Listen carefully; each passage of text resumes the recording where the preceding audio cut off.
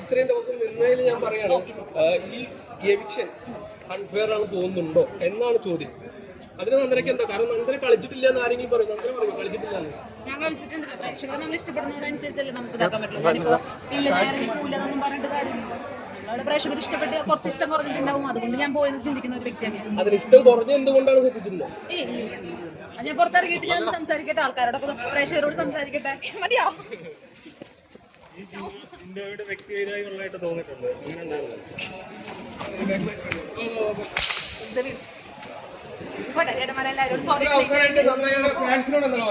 എനിക്ക് ഫാൻസ് ഉണ്ട്.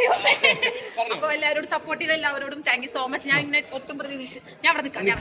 ഒട്ടും പ്രതീക്ഷിച്ചിട്ടില്ല. ഞാൻ ഒട്ടും പ്രതീക്ഷിച്ചിട്ടില്ല ഞാൻ ഇതുവരെ എത്തുന്നെന്നും ഞാൻ പറഞ്ഞിട്ടുണ്ടായിരുന്നു. കപ്പടിക്കും 100 ദിവസം നിൽക്കുന്നൊക്കെ പറഞ്ഞിട്ടുണ്ടായിരുന്നു. പക്ഷെ എന്റെ മനസ്സിൽ ഞാൻ 2 ആഴ്ചത്തെ ഡ്രസ്സും കൊണ്ട് പോയിട്ടുണ്ടായിരുന്നേ. പക്ഷെ ഇതുവരെ എത്തി. അപ്പൊ എല്ലാവരോടും താങ്ക് യു സോ മച്ച്. നന്ദിയുണ്ട്. ഒരു ഫൈനൽ 5 ഒന്ന് പ്രെഡിക്റ്റ് ചെയ്യും. 5 മിനിറ്റ് ഇഷ്ടമുള്ള ആൾക്കാർ പറഞ്ഞാൽ മതി.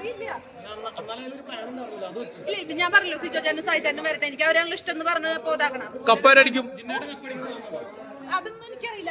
ആരും കപ്പടിക്കട്ടെ. സോറി.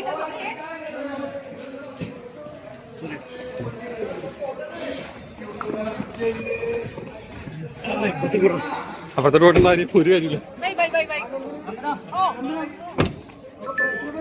പ്രേക്ഷകരോട് എല്ലാവരോടും നന്ദി മാത്രമല്ല. അപ്പൊ നിങ്ങളോടും സോറി ലേറ്റ് ആയി. സോറി. തൃശ്ശൂർ അയ്യന്തോ വിളിക്കാം.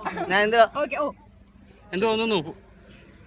എന്താണ് പരിപാടികളൊക്കെ? പരിപാടിയൊക്കെ സൂപ്പർ. ഇങ്ങനെയൊക്കെ പോണു. ഇനിയിപ്പോ എന്താന്നുള്ളത് നമ്മള് അവിടെ അറിയില്ല. ഇവിടെ നിന്ന് ഇങ്ങനെ കണ്ടു. അതന്നെ സന്തോഷം. ഇത്രയൊന്നും വിചാരിച്ചിട്ടില്ലല്ലോ ഞാൻ. അപ്പൊ എല്ലാവരോടും ബിഗ് ബോസിന് കിട്ടിയത് എനിക്ക് കുറെ സൗഹൃദങ്ങൾ കിട്ടി, കുറെ ഫ്രണ്ട്സിനെ കിട്ടി, ഇതുപോലെ നിങ്ങൾ ചേട്ടന്മാരെ കുറെ ആൾക്കാരെ കിട്ടി. അതന്നെ എനിക്ക് വലിയ കാര്യല്ലേ. ഓക്കെ പോട്ടെ. ഫുഡൊന്നും കഴിച്ചിട്ടില്ല. പോട്ടെ. ബൈ.